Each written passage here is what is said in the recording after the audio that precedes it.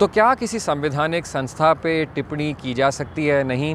इसी सवाल को सुप्रीम कोर्ट ने उठाया और साथ साथ कहते हुए कि एकदम उठाई जा सकती है। इलेक्शन कमीशन की याचिका को खारिज किया। दरअसल इलेक्शन कमीशन सुप्रीम कोर्ट आई थी मद्रास हाई कोर्ट के ऑर्डर के ख़िलाफ़। मद्रास हाई कोर्ट में बहस चल रही थी कोविड के बारे में और उसी के दौरान ये बात उठी थी कि जो इलेक्शन रैलीज़ हो रही हैं वहाँ लोग जो हैं पालन नहीं कर रहे जो कोविड के नियम हैं। तो इसमें जजेस ने कहा था कि जहाँ तक इलेक्शन की बात है, जो पूरा ढांचा है, प्रणाली है इलेक्शंस की, सारा इलेक्शन कमीशन का दायित्व है इसमें। तो क्यों नहीं इलेक्शन कमीशन पे मर्डर चार्जेस लगाए जाएं जिस तरीके से रैलीज़ हुई हैं।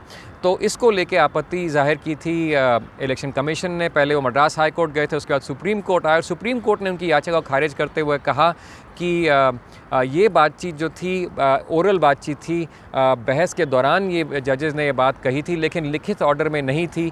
और साथ साथ ये भी कहा कि जजेस जो अक्सर अपना मन जो है रखते हैं, बातचीत करते हैं, डिस्कशन होता है, बहस होती है और वो भी अपना मन बना के और कानून के तहत ऑर्डर लिखा जाता है। ऑर्डर में ऐसा कुछ नहीं लिखा मर्डर चार्जेस के बारे में।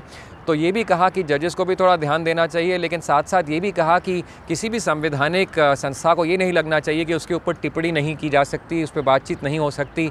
तो इस इलेक्शन कमीशन की याचिका को भी खारिज किया सुप्रीम कोर्ट ने। साथ साथ ये भी सुप्रीम कोर्ट ने आज एकदम साफ कर दिया इलेक्शन कमीशन के केस में।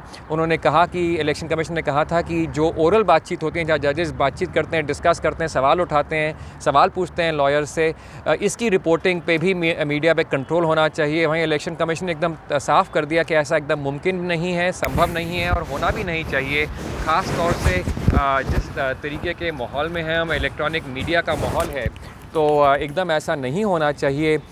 ये सुप्रीम कोर्ट ने आज साफ कर दिया और कहा कि कोई गैग की बात ही नहीं है मीडिया पे। बहुत ज़रूरी है लोग भी समझें कैसे जजेस और कोर्ट्स किसी ऑर्डर पे पहुंचते हैं, क्योंकि इस ऑर्डर का सीधा प्रभाव जनता पे होता है और सरकारों पे जो इन ऑर्डरों का पालन करते हैं।